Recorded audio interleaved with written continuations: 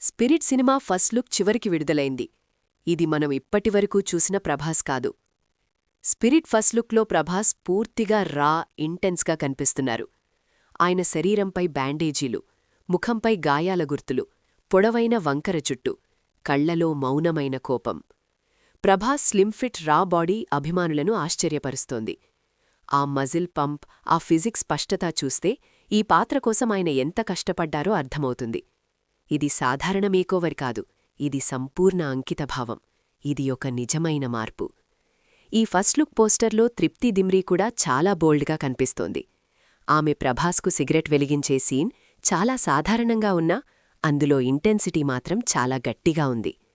మౌనమైన chemistry, dark mood, బలమైన ప్రభావం. ఈ ఫస్ట్ లుక్ చూస్తే ఒక విషయం స్పష్టంగా అర్థమవుతోంది. ఈ సినిమా సాధారణ కమర్షియల్ మూవీ కాదు, ఇది రా, భావోద్వేగభరితమైన మరియు శక్తివంతమైన చిత్రం. శరీరంపై బ్యాండేజీలు, కళ్లలో అగ్ని, మౌనంలో దాగి ఉన్న కోపం.